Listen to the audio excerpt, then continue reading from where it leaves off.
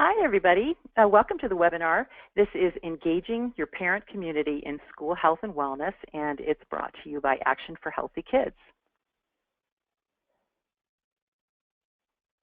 My name's Carol Muller, and I am the Regional Field Manager for Action for Healthy Kids in Colorado. I work with our national organization and our Colorado State team on our Parents for Healthy Kids programs and initiatives. Those are designed to help parents work collaboratively with their schools and their school districts to develop school health teams and to implement best practices and policies for healthier students and families.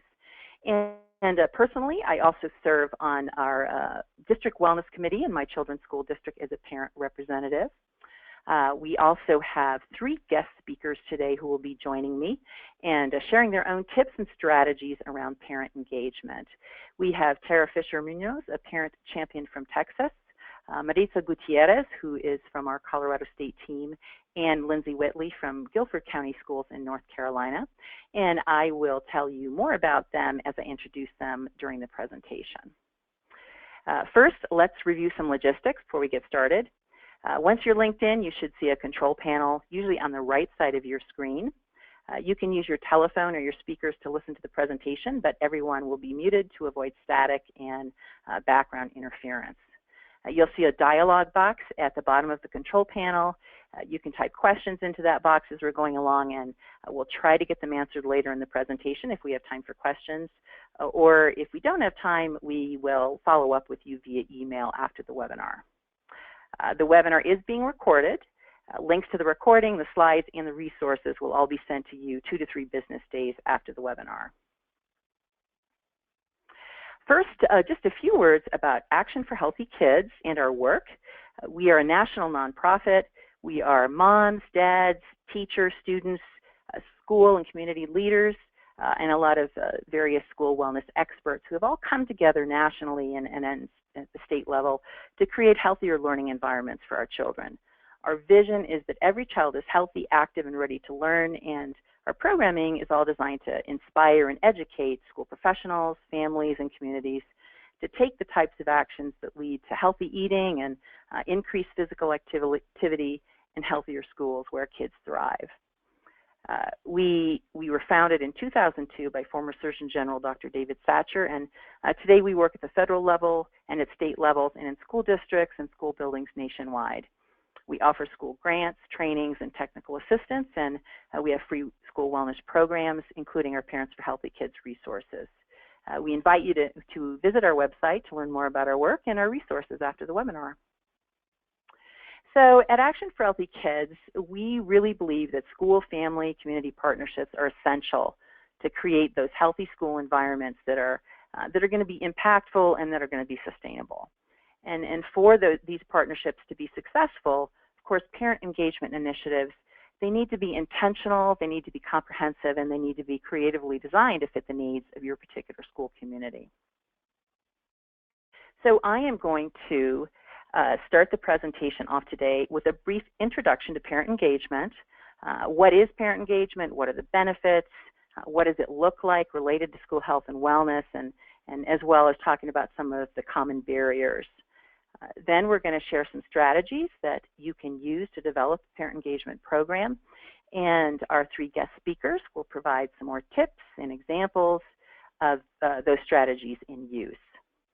Our goal is that you'll be able to go back to your school and start designing a plan to get parents involved using the information from the webinar as well as the resources that we recommend and that we're going to share in the follow-up materials. So let's get started. So what is parent engagement? Now, the Centers for Disease Control and Prevention defines parent engagement as a shared responsibility in which schools and other community agencies and organizations are committed to reaching out to engage parents in meaningful ways. And parents are committed to actively supporting their children's learning and development.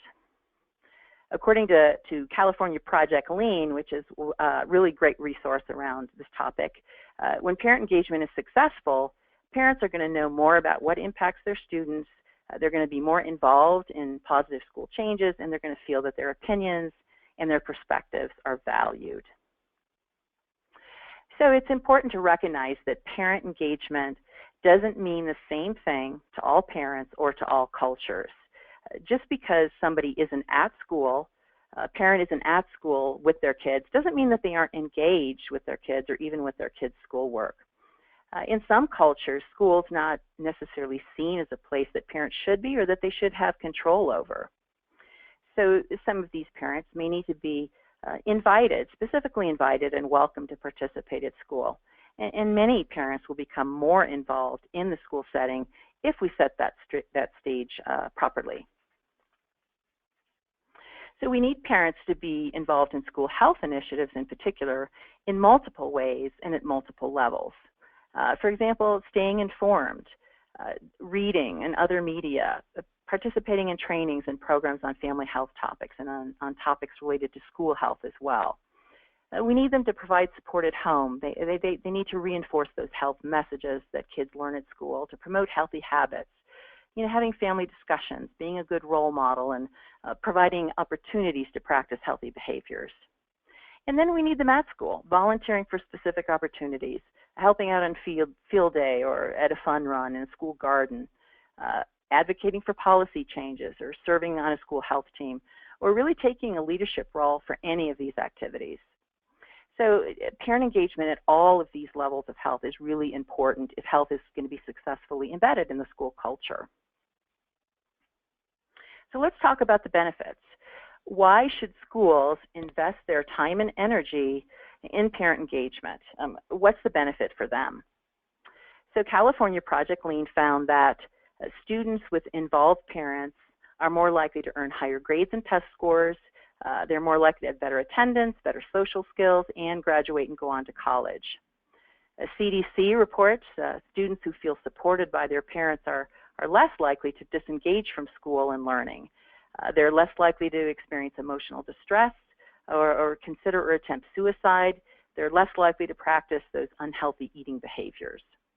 And when parents volunteer at school, the likelihood of students initiating smoking decreases, and the likelihood of them meeting guidelines for physical activity increases. Other research shows that benefits aren't just for students. The benefits go to parents as well. Parents are more confident in their parenting and decision-making skills. They use more affection and positive reinforcement and less punishment on their kids. And teachers and principals are winners too. They report that they are better respected by families, and they also report higher morale and higher job satisfaction. So it's really a win-win for everybody. But of course, there are barriers. There are lots of good reasons that parents don't get involved. From a logistical perspective, parents can't attend meetings or they can't volunteer for activities because they're not always offered at times that work for them. Parents may have very little time to offer, and some of them may not have the transportation or they don't have the child care they need to participate. If these are barriers that are familiar to your school, there are some changes you can make. Find out when interested parents are available and then make sure you schedule things when they can come. And if that's not the same time as when teachers are available, it's a good thing to compromise. Alternate meetings so one stakeholder group isn't left out in the cold and feeling like they're not important. You can provide transportation and childcare if possible. Offer activities that don't take a lot of time. Offer activities that can be done at home. But not all barriers are logistical. Cultural and socio-emotional barriers can be more difficult to identify and more difficult to solve. These include language and cultural differences, parents' own feelings of inadequacy and their need for knowledge and information. They may feel like their opinions are not valued or respected. Many of these things are functions of the school environment. Do you have a welcoming culture that educates parents and invites them to participate and get involved? We're going to talk more about that throughout the presentation. So according to CDC, parents' primary motivation to get involved is a belief that their actions will improve their children's learning and their well-being. Project Lean found that parents participate because it makes them feel good. They do it to show that they care, and they do it because they feel that it's their duty. And the parents that we work with at Action for Healthy Kids tell us that they're seeking a healthy environment for their child. They often feel passionate about a particular health and wellness topic. They're looking to boost their children's academic achievement. And then just some relationship things. They want to be part of a team. They want to help out if they want to make a difference. And also sometimes simple incentives can help. We mentioned that you can provide childcare and transportation passes. Healthy refreshments and door prizes from community sponsors are also sometimes popular ways to get people in the door.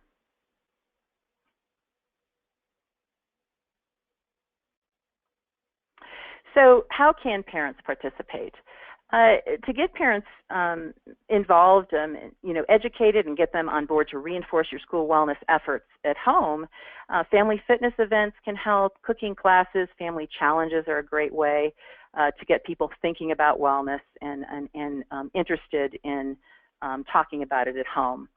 To get them involved as volunteers, the school should offer a variety of commitment opportunities and let parents know exactly what's expected in terms of their time and the required activities. And you can see a lot of those ideas on the screen. Parents can be mentors and coaching assistants. They can lead initiatives. They can help beautify the physical area of the school with playground makeovers and school gardens, help with grant writing. They have a lot of expertise, too, that they can share with school staff, and there's just lots of possibilities for individuals.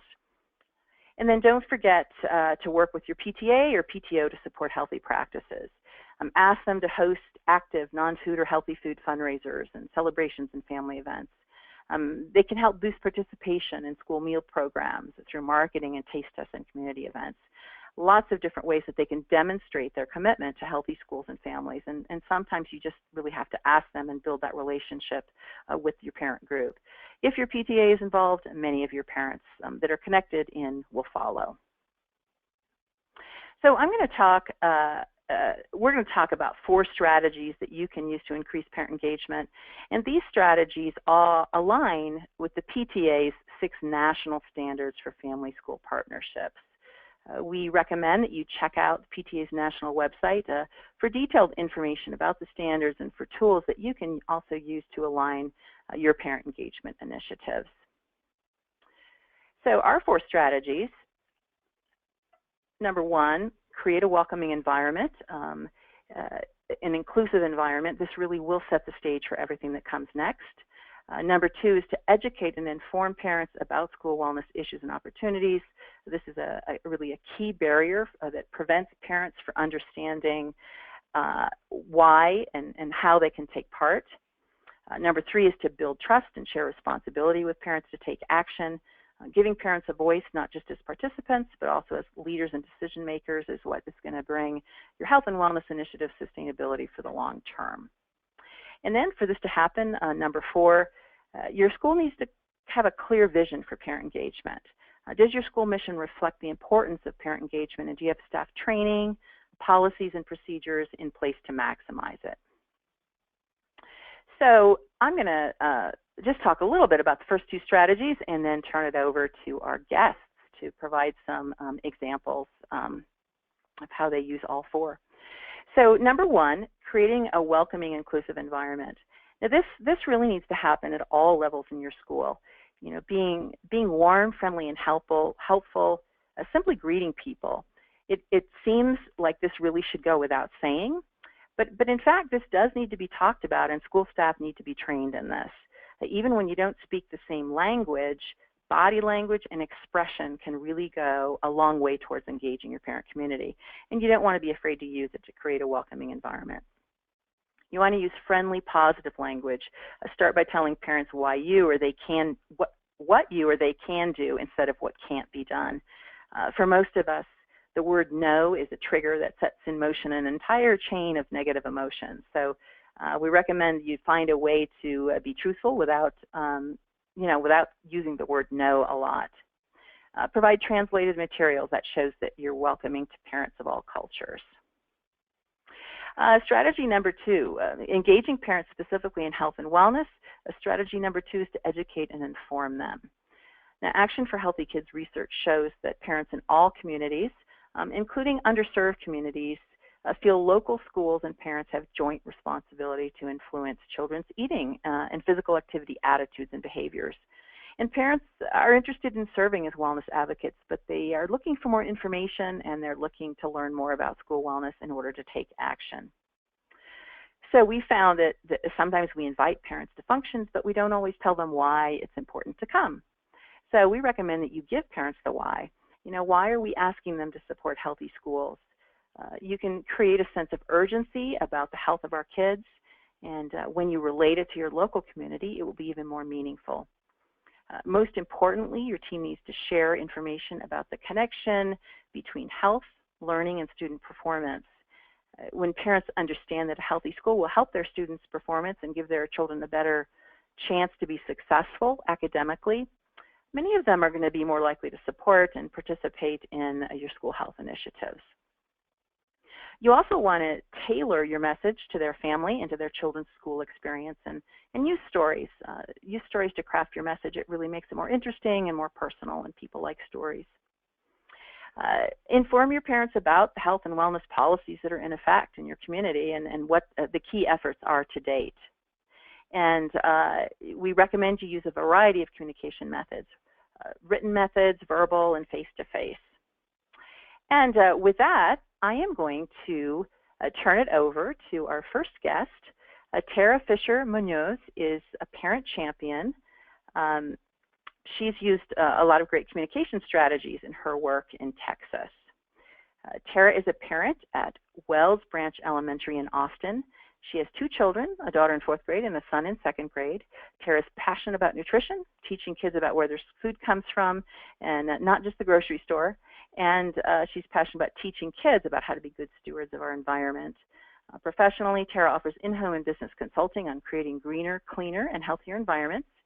And for the past 5 years, she's been volunteering on her school PTA, serving as the chairperson for the Go Green team, and in particular working on the school's garden efforts.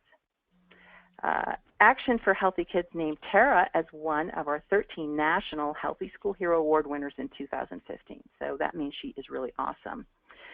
Tara's going to tell us about the school garden initiative that she's led, and she's going to give us her tips around engaging parent and community volunteers. Welcome, Tara. Take it away. Great. Thanks so much, Carol. So Carol had sent me basically a list of questions, and so I'm going to go over the questions that she had asked me and answer how we did our project at the school. So she had asked me what was the need that we saw at our school. So when my daughter started school 5 years ago, it had a really nice courtyard, but it wasn't being utilized for any sort of outdoor learning. It was a perfect area to create something beautiful and magical for the students and a great outdoor learning environment. So with a little bit of talk about what awesome stuff we could create, we talked to the PTA, and they gave us $1,000 to start a school garden.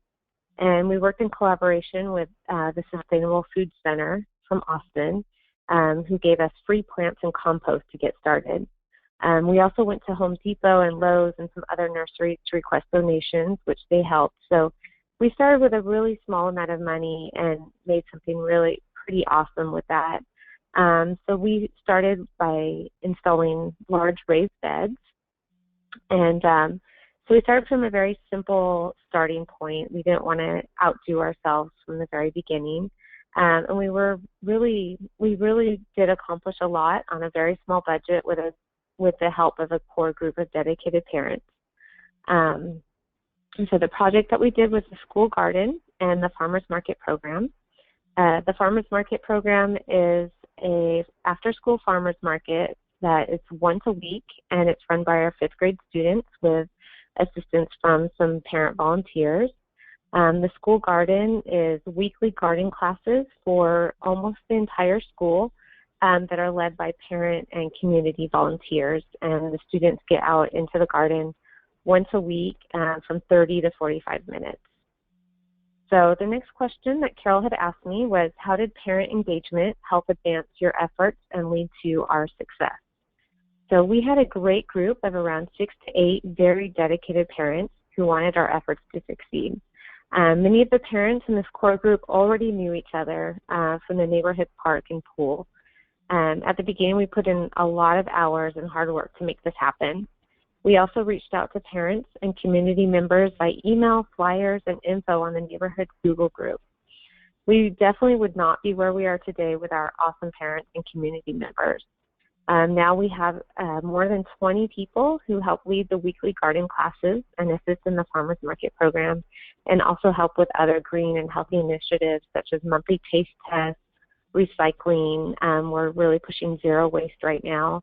And all of this information that we send out to parents, we always send it out in Spanish as well.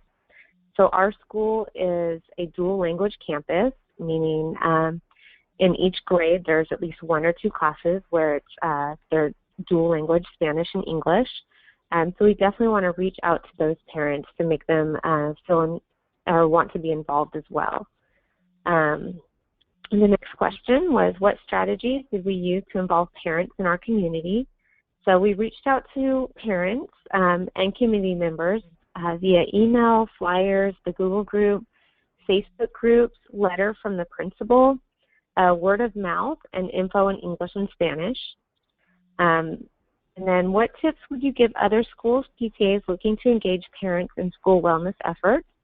So word of mouth is amazing. That is something I really recommend. Once someone is talking about the project and then it spreads, it starts garnering buzz and more people want to be involved. So definitely reach out to community members as well. Retired people in your area, your neighborhood really want to give back and have a greater purpose. And so a lot of them like to volunteer at schools or with kids. And then some large corporations also have volunteer groups that are looking for projects. So we worked with Hewlett Packard, and we did a really nice outdoor project with them. And that Hewlett Packard paid for their employees to come and do some outdoor stuff for us. And then another good thing is reward your volunteers. Make it fun. Have a party at the end to make them feel like their contributions are really appreciated, which they were. So anything to make them feel appreciated is highly recommended.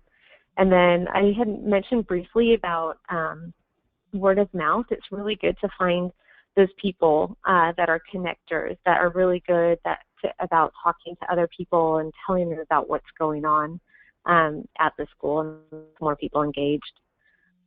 So my keys for success for engaging volunteers for your school wellness program. So first, get principals and administration on board. So pretty much from the beginning, I talked to the principal and I told her what we wanted to do, and she pretty much gave us the green light. Anything that we've asked for, she says, great, yes, do it. So it's pretty amazing once you explain your idea and get excitement for it, how everybody gets behind you and wants you to succeed. And definitely get the PTA board members involved. Ask them for funding for projects or for volunteer lists, ideas. Get them invested in the program. Tap into the community. Over-communicate. Always give more information than is needed, basically. You want everybody to know about your awesome program and why they should be helping you. You want visibility. So in our case, our courtyard is a little bit hidden, so a lot of people didn't even know we had a garden back there. But we send out information for Saturday work days once in a while, and that gives a chance for a lot of people to go and see the garden and work in it. You want flexibility. So, for example, if somebody wants to volunteer but they don't have time during the day to lead a garden class, they can find other ways to help you out, whether it be coming and watering the plants when they can, or preparing papers to send out to people, other things that they can do at home, or if they want to go and, for example, ask for donations at Home Depot or Lowe's or wherever we might need a donation, they can do that in their off time. And all of that is definitely appreciated. So like I mentioned before, appreciate your volunteers, have a year-end party to celebrate their help, or do other small things. You don't have to have a party, but something nice that shows them that you really appreciate their effort. A communication hotline for volunteers is really important. So you find which way works best for you. For us, it's a Facebook group. We're all on the Wells Branch Garden Lead team, and we communicate via Facebook. So you could do texting, email, Facebook. And then the curriculum standards and correlation. So our we use the Junior Master Gardener, so it follows the Texas curriculum. And then project-based learning is also really good for kids to work on different projects. So finding volunteers, we also work with Master Gardeners and Master Wellness Groups, PTA classroom parents. So a really good thing that we did was on the first day of school, we put a sign-up sheet in every classroom asking for parents that want to help in the garden.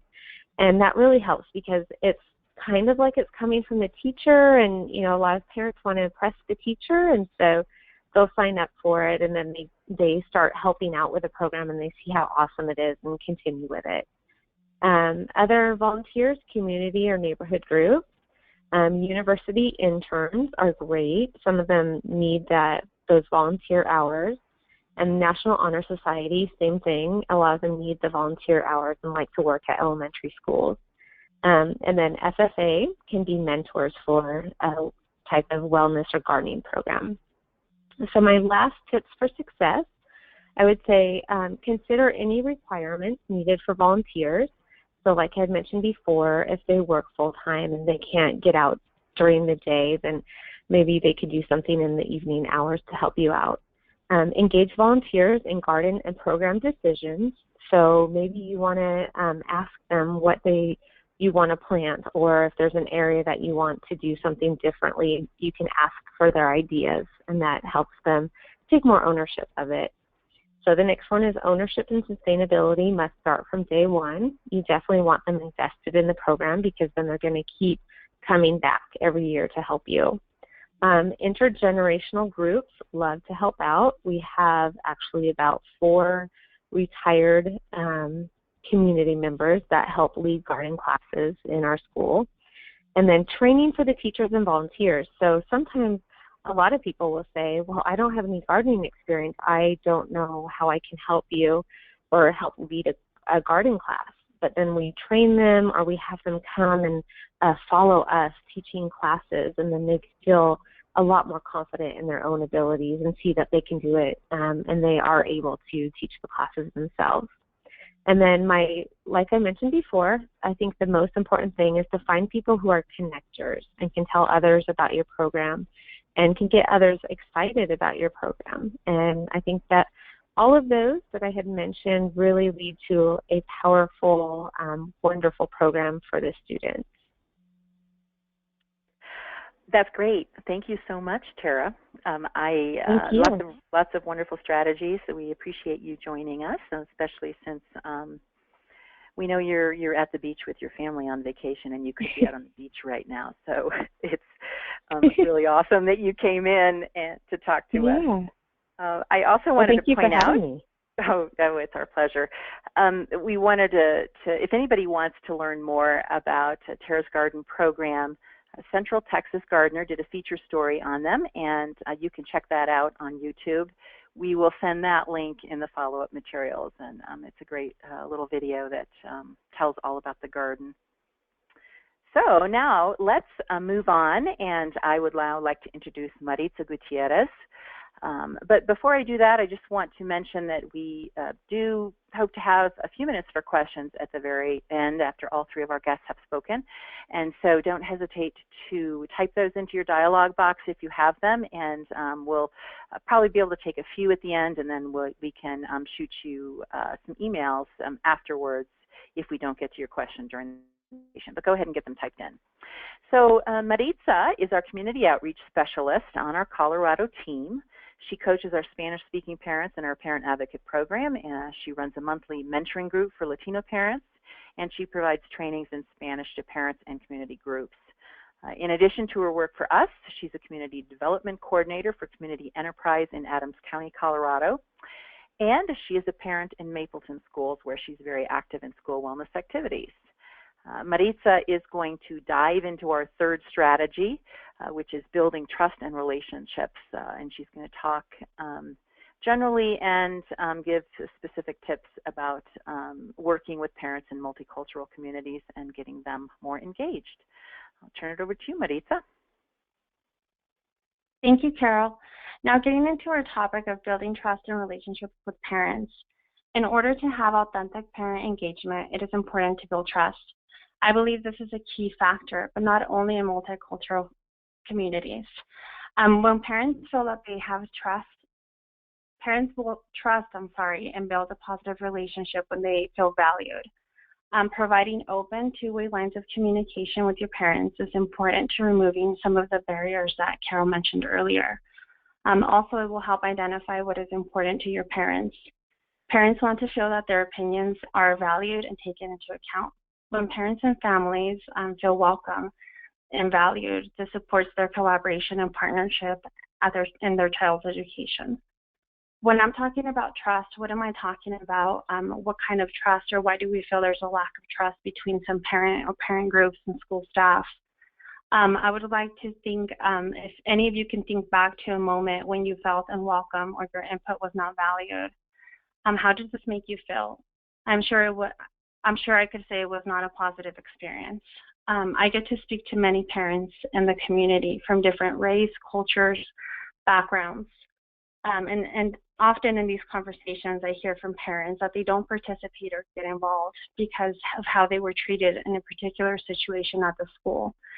And when they do decide to get involved or have a voice, they feel that in most cases their input is not valued or seen as important. For instance, I had a mother not too long ago that I spoke to, and she had been a volunteer for several years at the school. And after attending several health and wellness trainings in her community, she decided to bring on this idea of initiating a health and wellness program at her school. And after speaking to the school principal, he informed her that teachers were already taking the lead on such project, and if they needed support or input from parents, they would let her know. So this discouraged her very much to continue to stay involved in all aspects of the school. She often questioned why parents were never part of the conversation or engaged in the process. So as a result of this, she lost complete trust in the school. And this is why it's important to share responsibility and decision making.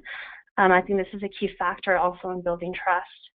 I think a lot of times if we're struggling in our schools to engage our parents, often it's because they don't have a positive relationship or trust in the school.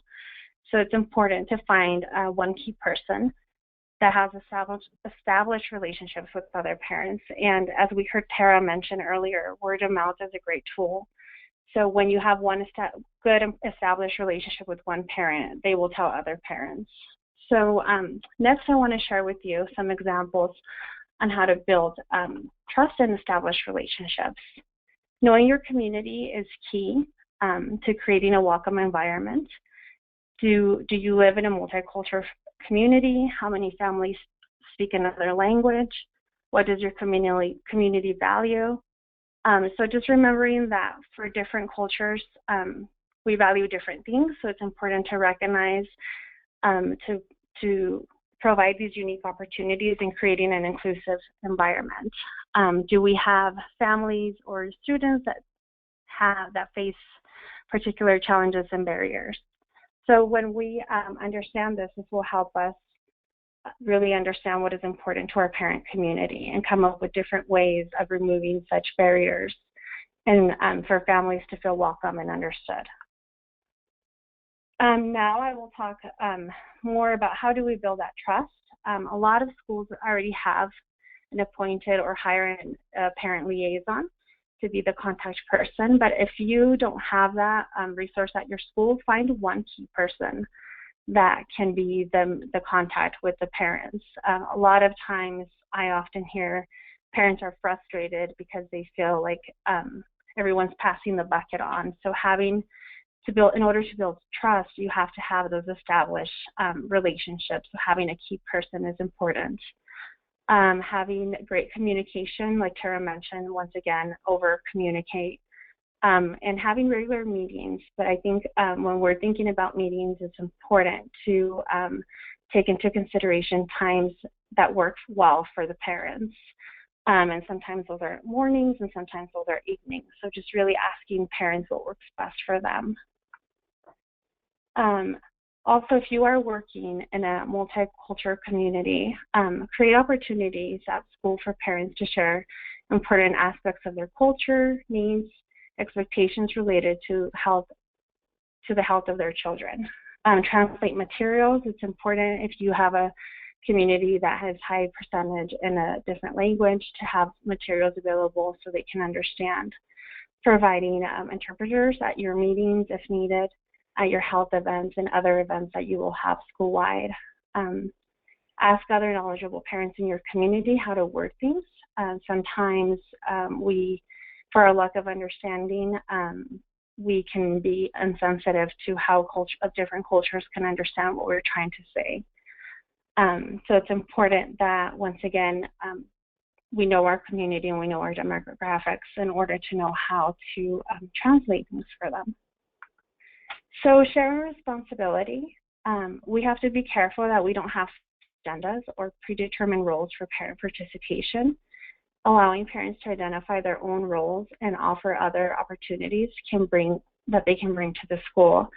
Once again, and like I said, I get to speak to a lot of parents, and often they say they have great ideas and they want to bring them into the school, but schools already have predetermined agendas, or they already have certain projects going on, and once again, they feel like their input is not valued.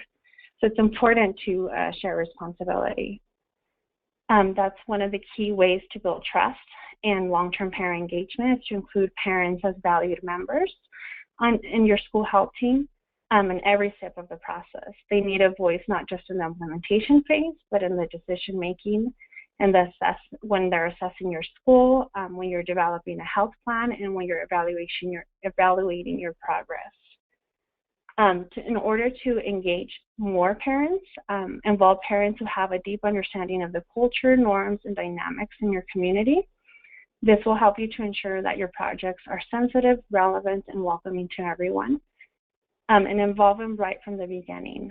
Don't involve them after you already have, again, a preset project.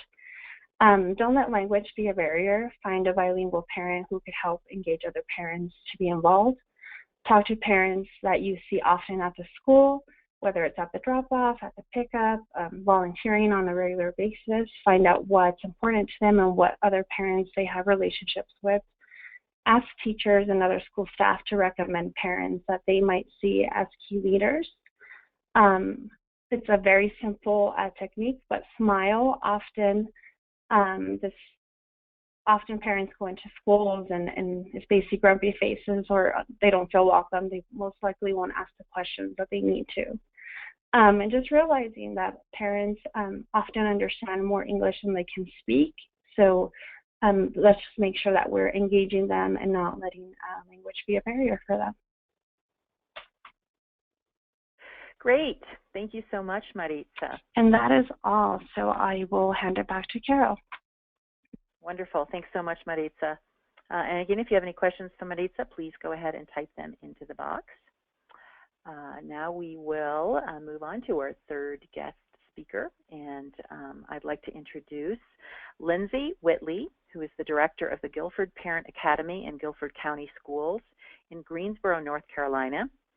Lindsay has many years of professional experience in communications and family engagement programming for schools, along with his personal experience as the father of 2 sons.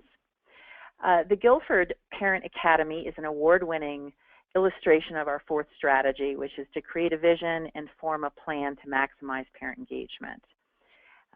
Planned by parents and a diverse team of educators and community members, the Parent Academy is designed to help parents help their children succeed at school and in life. The Academy works to increase parent engagement related to all areas of the school culture across the whole district.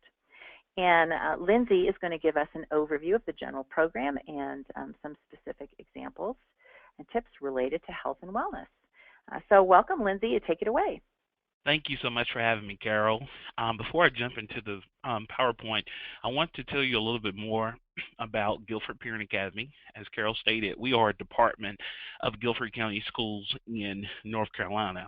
And we see parent and family engagement as a continuum. And our goal is to honor and validate the strength and strengthen parent and family engagement at all levels across that continuum.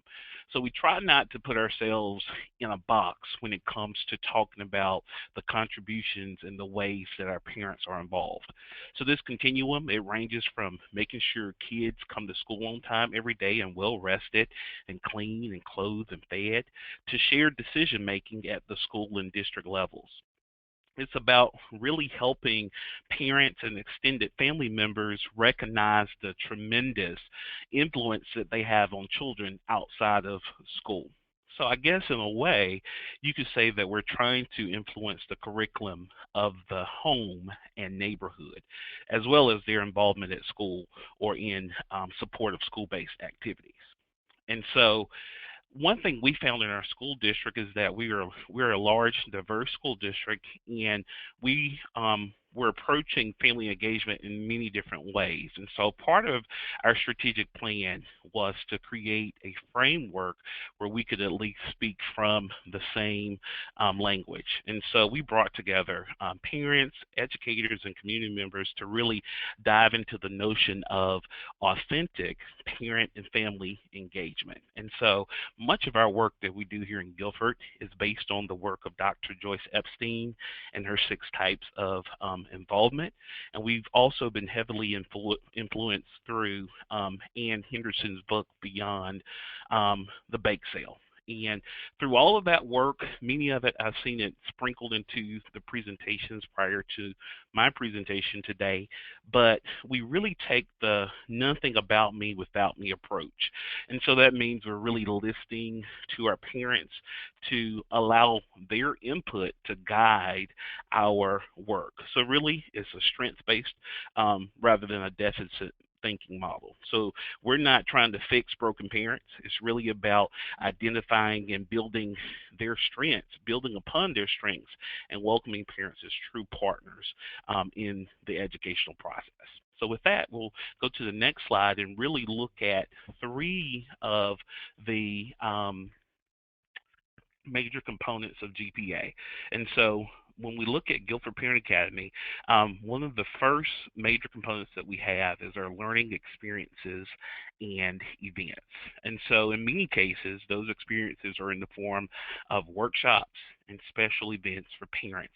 And we want to connect them with the information so that they can use it to ultimately help their kid succeed. And so we once again partner and include parents throughout the entire decision-making process. We're constantly polling parents to see what are they interested in, what are the things they would like to learn more about. But what we're also finding is there's so much going on that we really have to make everything that we do fun and engaging. And so some of the examples of our experiences and events include a Family Fun Day event. We're in the process of planning that event. Last year, we had more than 7,500 people in attendance. It's a fun day at a park where, as a district, through community supporters and sponsors, we rent out a large park that has a swimming pool. It has activities for children. We invite the YMCA and other organizations in. We have a lot of information on health and wellness activities that children can take part in over the summer. We invite summer camps out, and it's really just a fun day for parents to have some fun activity outside and also be exposed to some of our community resources. So that's one example of our events, and that's really been a highlight of my experience here in Guilford, is being able to help plan that event and to just see families come out and swim together and play on the slide together and just get the helpful information that they need. We also, I gave an example of the Reading with Curious George event. That's a literacy program, but we realized that when we just said come out to help your child, learn about helping your child with reading, that we did not have the attendance numbers that we wanted. And so we changed that around a little bit and said Reading with Curious George. And so we invited Curious George to come, and we invited the family and the parents. And so what we're learning as we go on is we have better attendance when we include include something for the entire family. So something for mom, dad, and the children, and we try to make it extremely fun so that when they leave, they're getting the much needed information, but they leave empowered and they feel really good about the event. Also, another example would be our STEM Forensics Night, and that's where we partnered most recently with our local hospital. And instead of doing a workshop on career paths, we just decided to take a field trip and invite families to go along. And so we were able to have our families visit a morgue. They were able to talk with other workers at the hospital to talk about their careers and what it took to get there. We invited local colleges and universities to talk about the career path for some of the STEM related activities. And once again, it was great information, but it was fun and engaging. The last example I would like to give, and it's specifically related to health and wellness, and it's some of our well attended events, would be our mini grant program. Through, once again, the support of our community, we were able to get some funds, $10,000, that we could then use and give to schools in the form of mini grants. And by doing that, we were able to have a simple application process where schools could tell us about some exciting ideas they had for their school to encourage health and wellness. And so each school was able to receive up to $1,000. Those have been some of our most well attended events, and they have been very fun. And we've learned that by providing the ownership to the schools, it's really been engaging for the families, and they've really done a good job about getting everyone involved. So, to give you some examples of what some people have done with their meeting grants. They've had a fall family event, including a scavenger hunt, Zumba, healthy snacks, and math and reading activities. Another school did a program on low-cost meals for families and families exercising together. Everyone was able to leave with pedometers. Another school decided to promote wellness, healthy eating, and childhood obesity prevention. And for that particular year where we did that mini grant program, we had more than 3,000 parents participate in the activities, and it was just well received by the parents. So that's some of the examples of how we provide workshops in a very engaging way. As we go to the next slide, we see that as the Guilford Parent Academy, we also offer um, information and resources online. And so we partner, we have a variety of organizations to house our website with information that parents can get without leaving the privacy of their homes. So we like to have 24/7 access for our parents. And so all of that information is accessible through our website. Some of the highlights of the resources that we offer to help parents help their kids include free 24/7 online tutors. And so at any time of the day or night, a parent and or GCS student can go to our Guilford Parent Academy website, and they can have the opportunity to go and ask a homework question to one of our online tutors, if it's math or reading or science, and they can get expert help and support. We also have some interactive online tutorials that parents and families can use. Our idea is that we're empowering the families and the parents, and we're really making parents feel like they can really support adequately their kids and their homework, even if they don't understand. Sometimes it's just getting them in front of a computer to get them the help that they need. Finally, we realize that when we talk about health and wellness, there's so many social and emotional topics, and sometimes as parents, they've requested guidance on how to approach various topics such as bullying or self-esteem or making good choices or risky behaviors. And so we have, through WebSource, Connect with Kids, a variety of videos and talking points and lessons that are very simplified for parents to use to be able to have some of those engaging conversations with their kids.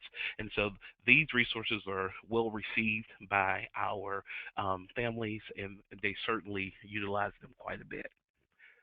As we go to the final component of Guilford Parent Academy, we see connections to support and resources.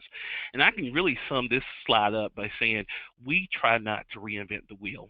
We're blessed to have so many resources throughout the county, and so as much as possible, we try to partner with various organizations so that we don't duplicate services. And so we found that we've been able to strengthen the capacity of, or make it easier for our parents to know about the wonderful resources that they can take advantage of in their county. So that's the third component, is just making parents aware of the many resources in our county. Finally, we have Parent Academy on the go. We realize that some parents can't come out at 6 o'clock in the afternoon or evening. And so we've partnered with more than 20 local businesses and agencies, and we actually take presentations and information to places of employment. And that has gone over very, very well. It's been much appreciated. And so for 30 to 45-minute period of time, we're able to share information with parents. In closing, I would just say our role here at Guilford Parent Academy is to help parents help their children succeed. And we try to align everything we do with supporting ultimately the academic success and the social and emotional health of our students. And we're just here as a resource to support parents and help them in their endeavors. So thank you so much, Carol, for the opportunity to share. Well, thank you, Lindsay. That was awesome. I really liked the nothing about me without me. That was really great. And I want to point out to our audience that you can learn more about the Guilford Parent Academy. We will send you a link to the Academy website, as well as 3 different articles or features that have been written about the Academy, and they provide a lot more interesting information related to what Whitney already went over, but Lindsay already went over, sorry. Next, I just want to, before we open it up for questions, I would like to mention just a few resources that we've used to develop this presentation and you might find very useful. The 3 on your screen, and then we'll provide the links to all of these, are toolkits or reports from CDC, from California Project Lean, and from Action for Healthy Kids. This is one that's new and it can be really, really useful. It's called Parents for Healthy Schools, and it's a set of resources from CDC that was just offered up in 2015, and Action for Healthy Kids was a contributor on this set of resources. It's called Parents for Healthy Schools, and it includes a guide for schools to get parents involved from K through 12. It provides an overview of the healthy school environment and an overview of the framework for engaging parents. It's got a PowerPoint presentation that you can use and share with parents that identifies ways they can take action, idea sheets for parents, and check-in questions which identify ways that you can track progress in your parent engagement efforts. The Action for Healthy Kids Parent Leadership Series, which is what we use here in Colorado to train our parents, is another really valuable tool. In addition to in-person trainings, and nationally you can access it via a set of recorded webinars and materials for parents that want to learn more about school wellness issues and best practices. And many of the materials are also available in Spanish. So that said, we have about 5 minutes for questions, and let's go to our question log and see what we have here. So here's a great question, I think, for any of our guest speakers. I may throw this one to Lindsay first, because I know you engage parents throughout the district and work at many different levels. Parents of middle school and high school age students tend to be a little harder to engage because they aren't as hands-on as elementary school aged parents. Do you have any recommendations, Lindsay, that are specific to engaging parents at the secondary levels? Yes, great question. We do see some of the actual at-school participation taper off for middle and high school, but we talk a lot with parents about middle school transitions and high school transitions, and so the involvement of a parent looks differently at that time, but we try to create programs and workshops totally relevant to those middle school and high school years to give parents a roadmap. So one thing that we're already talking about is that middle school transition, and we talk about the different things that, yes, this is a great opportunity as your child is maturing. They need to become more self-sufficient, but they still need guidance. And so we try to provide tips on how parents can still check in with their child. That might not be going to a eat lunch with them, but it is checking in with them every day, making sure they're doing their homework or following up with their teacher via email. So we always stress that while it may not be as much at the school in at lunch, eating at the table, there's several other ways that parents can still be involved, via email or just checking in with their child and keeping that relationship with them in a good place throughout that middle and high school career. Great. And Tara or Maritza, do you have any other tips to add? Maritza, you work with some middle school, I think, in high school parents. Yes, hi, this is Maritza. Yes. Hello, everyone. This is Maritza. And so, sorry, backtrack. I want to say too many things at the same time. This question is a really good question, so I get excited. What we've done is to incorporate more parents from middle school and high school into school wellness teams. Is that we usually do it through the students. We'll invite students to be part of the wellness teams. We'll invite them to be part of the thinkers and decision makers of a project. And we encourage them and say, like, this is important. This is something that you can do in partnership with your parents, and we also need parents at the table. So usually we've been getting a lot of parents through the students. So students that want to be involved, and then their parents have been coming with them, because that's how we frame it. We build it that this is something that they can do together. So we've had great success. I mean, we had one team that had 0 parents and now has 6 parents, and it's a high school. But now they're all working together with their students to really build a strong wellness team. Great, thank you. So here's a good question, and this came up into the box, Tara, after you presented, Tara. I think it's great when you get support from the principal right off the bat, but what about when you don't? How can you go about convincing the school administrators when it's not on their radar? And Tara, I know you didn't have trouble with this in particular at your school, but I know, Maritza, that you've met with parents that have trouble getting their administrators on board. So Maritza, we can start with you on this. Yes, I mean, it's been for different reasons why they've been having trouble getting their school administrator on board, but one of the strategies that I've utilized and I've also supported parents with is just really, again, building a relationship with them. As in the presentation, we asked you to build a relationship and trust with the parents. We also encourage the parents to build a relationship and trust with their school principals and really get to know them.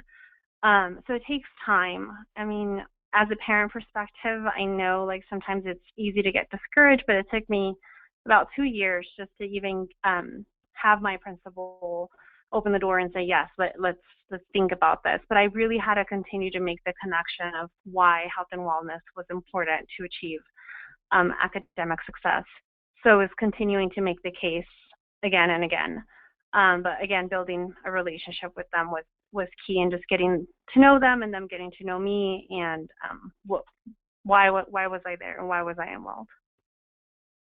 Great, thank you. And that's a really great point. Understanding what your administrator's priorities are really is helpful in that regard. So unfortunately, we are at the top of our hour, so we can't get to any other questions, but if you ask something and we didn't get to it, we will respond to you via email. Yes, we are going to send the link out. We did have a couple of those questions, and a link to the recording as well as the slides will come into your inbox in about 2 to 3 days. So to wrap up, I just also want to point out, once again, visit our website for more information about Action for Healthy Kids and our resources. We also, you can stay up to date on success stories, health tips, physical activities, and that type of thing through our different social media challenges, or channels, I mean. And if you have any additional questions, here's my contact information. I would like to extend a really big thank you to Tara, Maritza, and Lindsay today for joining us and taking time out of their day. And wish we could join you on the beach, Tara, but that's for another day. Again, thanks so much to our audience as well for joining us today and for all the efforts you're doing in your schools. And don't hesitate to contact us if you have any other questions. And that concludes our webinar today. Have a great afternoon. Thank you.